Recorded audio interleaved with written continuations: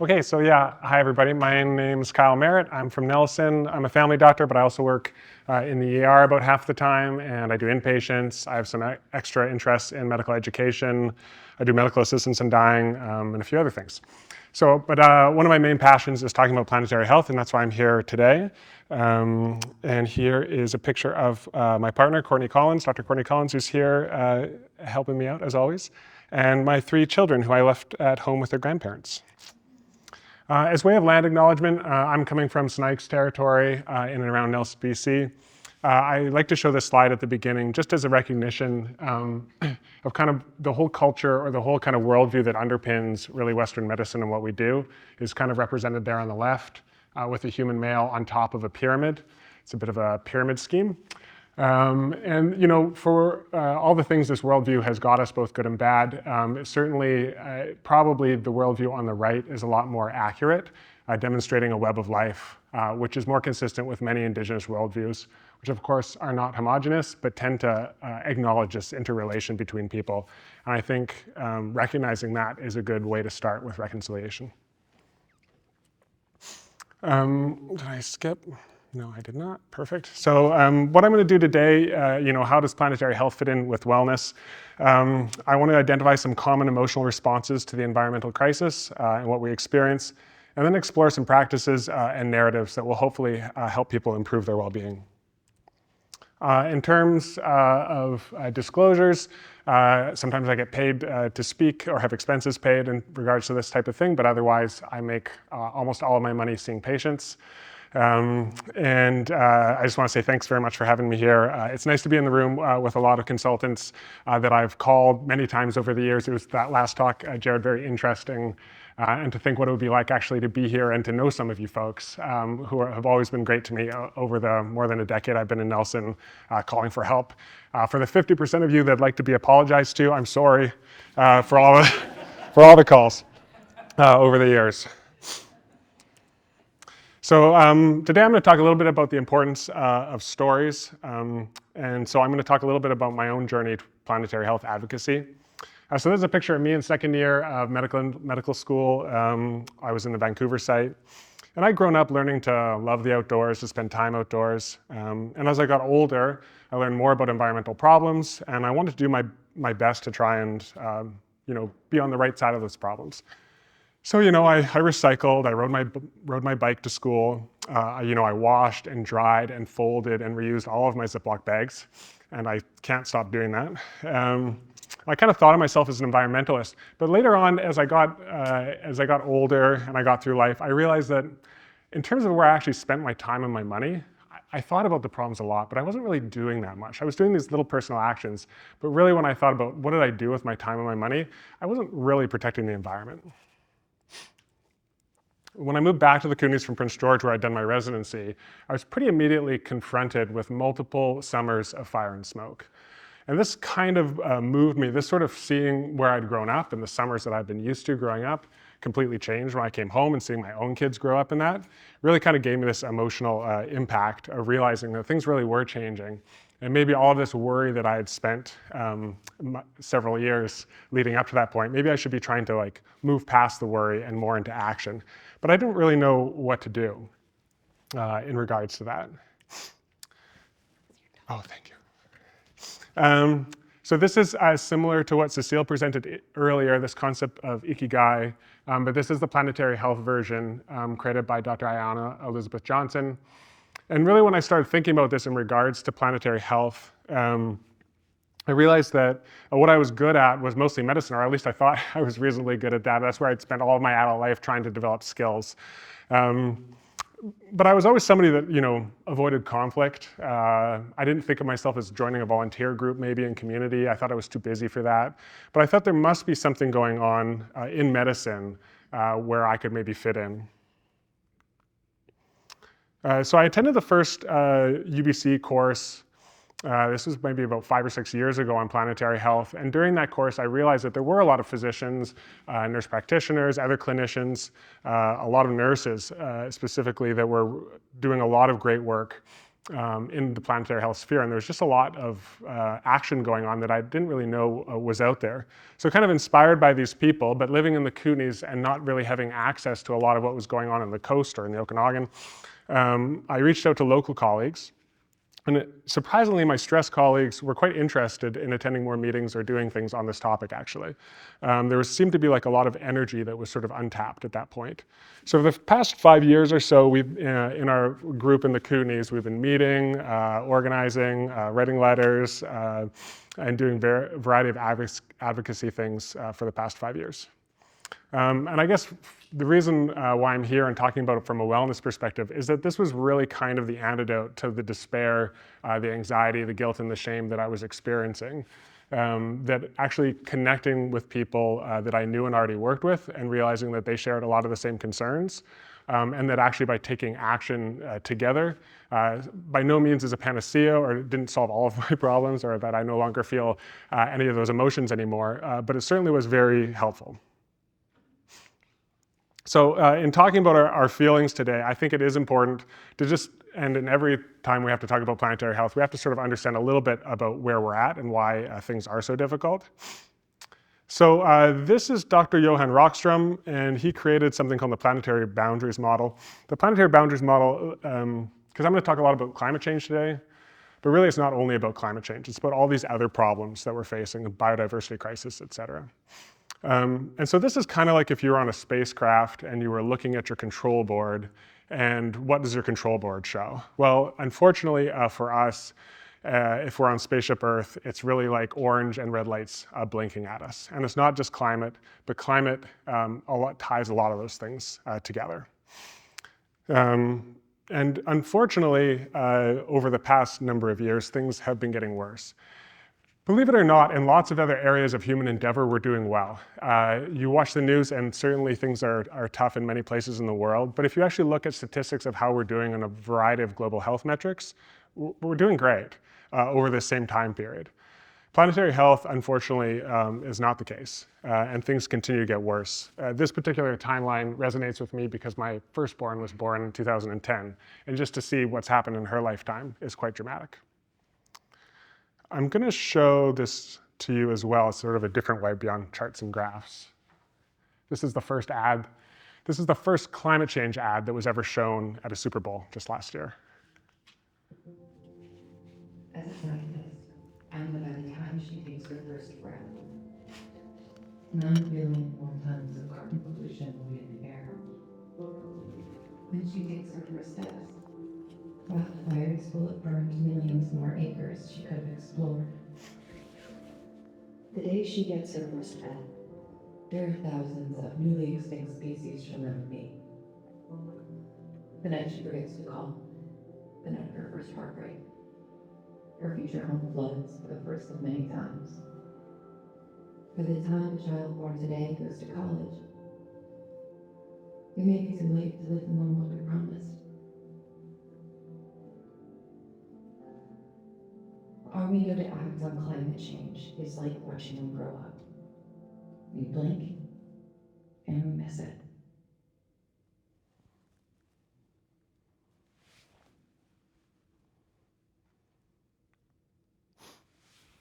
So just watching that video, or looking at those planetary boundaries, or whatever other thoughts or feelings you've had over the past thinking about environmental problems. You may have seen emotions wheels before. This is one about climate emotions wheel. And you will see there's not all negative emotions, but maybe take a look at that for a second and see if you might identify with any of those emotions at the moment or in the past, because a Slido poll is coming. If you want to scan the QR code, or you can go to Slido and open it up. You should be able to do this. The Zoom folks should be able to do this too. It's going to be a word cloud. So as you type, I think things should come up in real time, or you may have to click.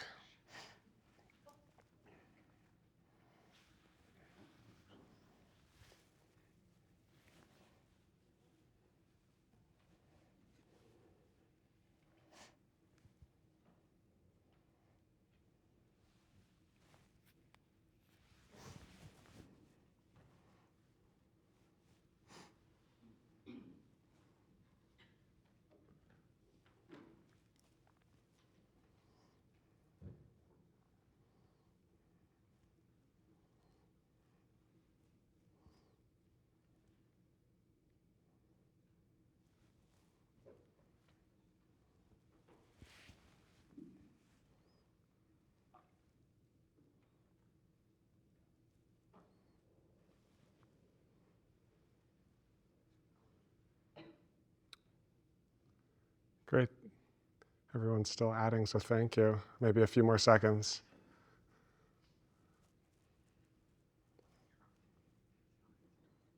Yeah.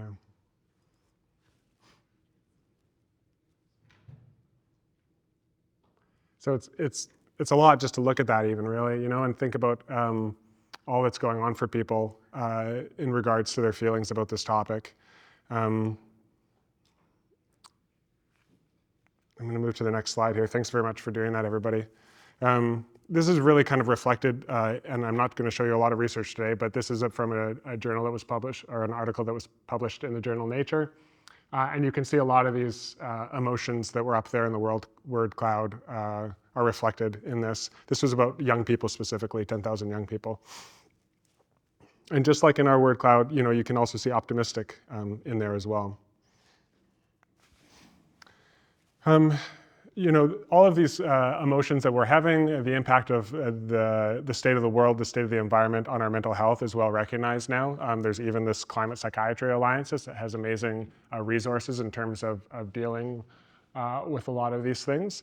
I think it's good to remember that the majority of what we're talking about is not a mental health disorder. Being upset, scared, motivated about the state of the world, I think is sometimes a very realistic and rational emotional response. But there are also people that have mental health disorders that are severely impacted by the impacts of climate change, either their worry about the planet or from the actual events themselves. I was thinking of a patient I saw in the emergency department with PTSD, and when we had wildfire smoke for weeks, he had been in the military and he just sort of felt completely socked in, and there just wasn't much. I could do medications for him, but there was nothing I could do to help him get away from the smoke. So that is a significant impact on our patients. We always have to remember that it also has an impact on just kind of all of us in different ways. This is a list created by this group, which I think is quite useful, and I think already today and later on we're having more great talks from people that are going to address some of these things in terms of coping and calming the nervous system and the other things that we know that we can do and we have habits for. I'm going to talk a bit about number 4 here. So the don't catastrophize piece can be hard for me. And one thing that I've done that's been really helpful for this is by balancing my news diet. So the news is, as we know, is only going to give us bad news for a variety of reasons. One of those main reasons actually is because bad things happen fast and good things happen slow. But there's actually a lot of good things that are happening in the world right now. And if you're only getting your news from like regular news outlets, you're going to necessarily feel like everything is terrible, not only with the environment, but generally in the world. So think about balancing your news diet. I use this a subscription called Fix the News. You can get it for free, but if you're at all interested, you should Google Fix the News and check it out, because it's been amazing for me in terms of the don't catastrophize piece. In terms of the fostering hope and mobilizing for collective action, I'm going to talk more about that as I go on. So those are kind of the things that we know we should be doing. And maybe if we just followed that list, we could all feel better. Maybe that's simple, but actually doing things are hard. And I think one of the main reasons why things are so hard to do in the realm of planetary health and climate change is because we are really struggling to figure out how, as individuals or as communities, we fit into the story of climate change action. And really, as human beings, if we can't fit it into a story, then we can't act. Because stories are all about communicating, and communicating spurs action. People say that if you're not telling a story, you're not communicating. So I think we need to think about some of the myths maybe, or false narratives around climate change and the environment, and maybe if we can break those down, we can see ourselves in a more powerful, more productive story. So the first story I'm going to get at, and I'm going to talk about this kind of big picture and then kind of try to zoom them in a bit more into the world of medicine. The first story that I think is pretty common right now is economy versus the environment. So, here is the Premier of Alberta and the Prime Minister signing a memorandum of understanding about extracting more fossil fuels and building more pipelines. And this is all kind of in response to the threat of the United States. And in Canada, the way that we could protect ourselves is by focusing on the economy. And the only way we can really focus on the economy is sort of circumventing environmental standards and extracting more. And I'd say that this story actually like held me back from doing any kind of advocacy for many years. I sort of thought, I don't want to make people think I'm advocating for polar bears when I know my patients need work, like to stay healthy, to afford their medications, friends and family that work in the resource sector. I didn't want to think that I was advocating against them. And I knew that we needed economic well-being for health. That's totally true. And like most myths, there is an element of truth to this. Canada has traditionally made a lot of money from extractive resource type of industries. But there's also this element of investment versus cost, and where are things going and what's happening in the rest of the world, and are we going to be left behind in Canada as we focus more and more on what we've always done. Really, in the rest of the world, there's a lot of great news happening. It can be really hard to see in North America right now. But renewable energy, specifically wind and solar, is getting cheaper and cheaper and is now like the cheapest form of electricity in most parts of the world. And so we're seeing incredible deployment, especially in Asia and Africa, of renewable energy sources simply because it makes economic sense. Likewise with electrification and efficiency, these things are just cheaper and better economically, and so the rest of the world is doing these things, and we are still in a kind of a fossil fuel retro future in North America sometimes. So we really have to start thinking about like how do we invest in order to get to a place where we can be part of this electrotech age, which we are just entering into now, rather than in the past. In healthcare, what does this mean? Well, oftentimes it's sort of assumed that doing things cleaner or greener necessarily has to be more expensive, that we're going to either have to do good patient care or we can think about protecting the environment, and talking about trying to do things to protect the environment when really we should be looking after our patients is obviously not helpful. But in fact, of course, we can hit this quadruple aim if we just pay attention to it. So it's just more complex. It's not necessarily easy, but it's certainly possible.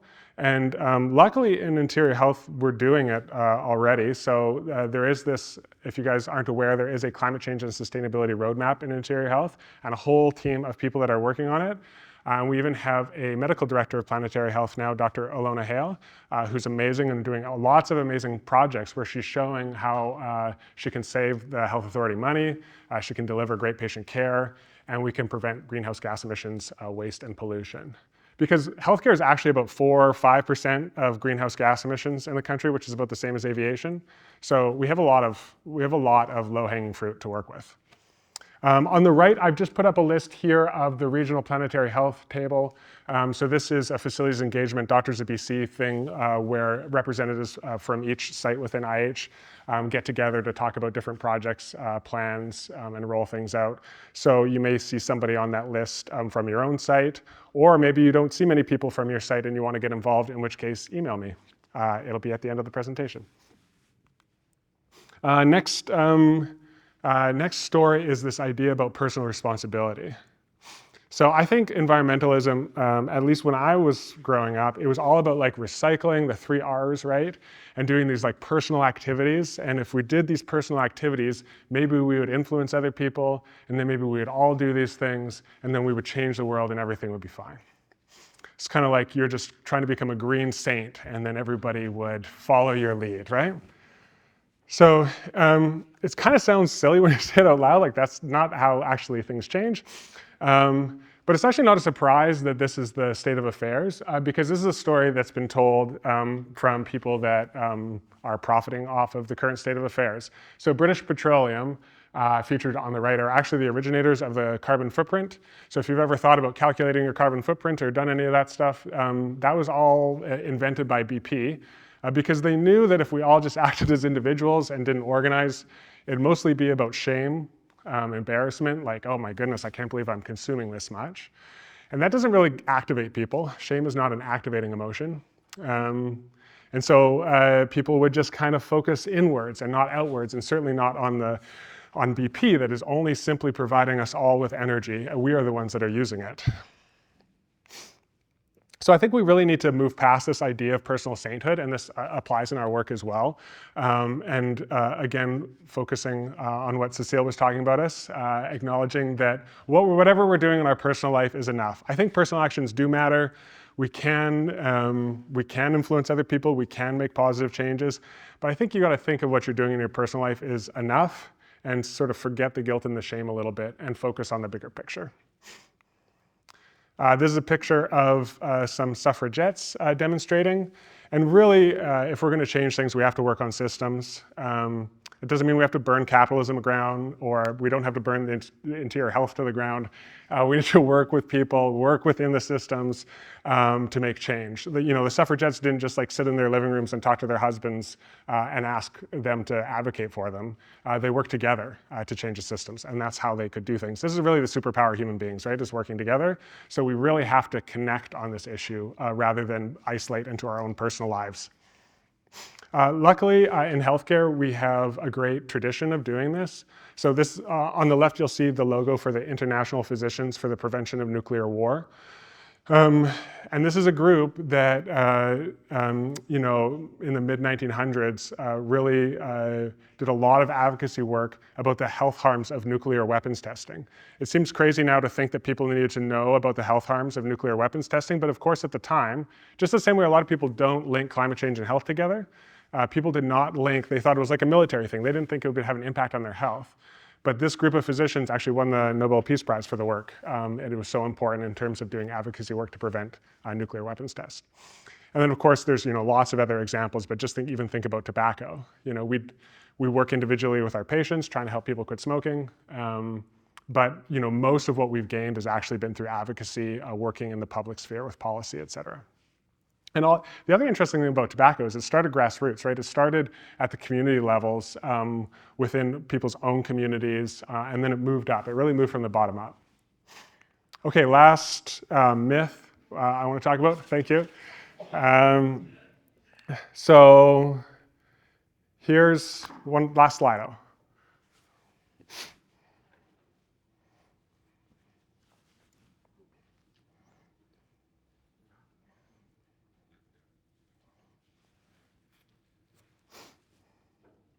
And sorry, I'm talking about the rate of global CO2 emissions here. I forgot to fix this. Because of course it's going up. We know that. But what about the rate?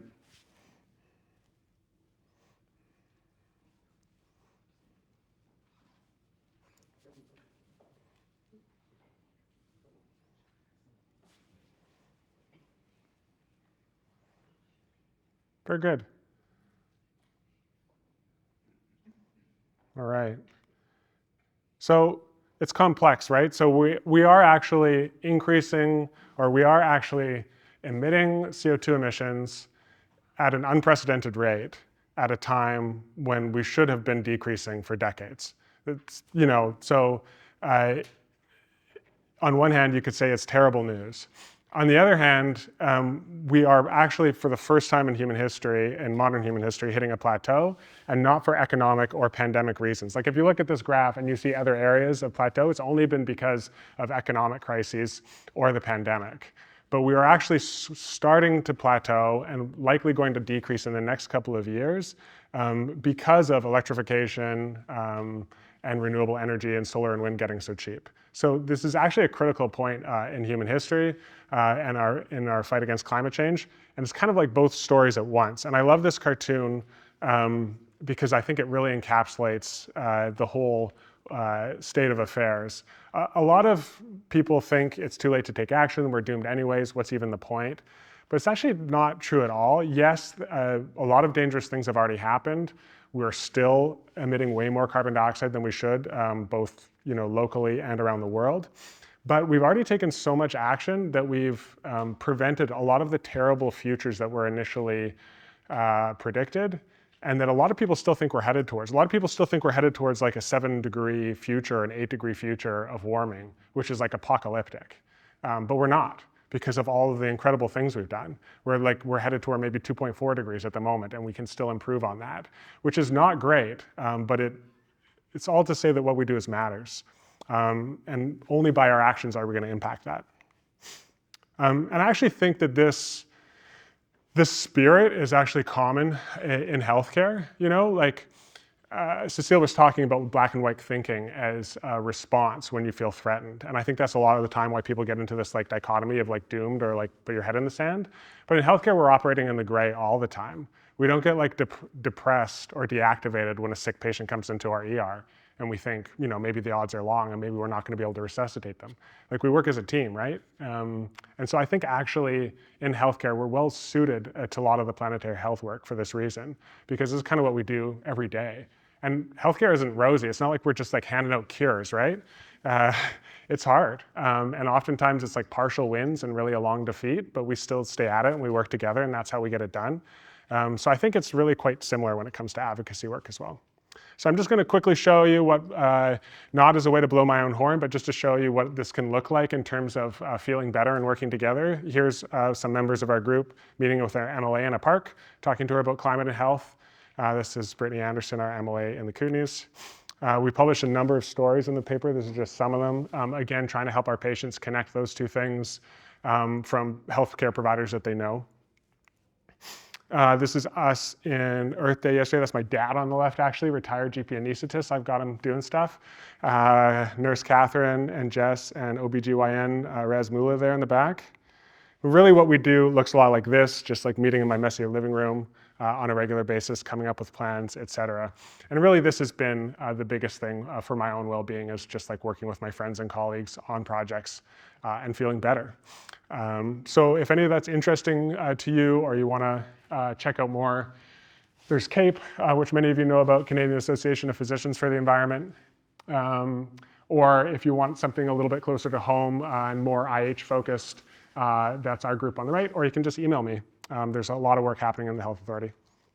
Thanks very much.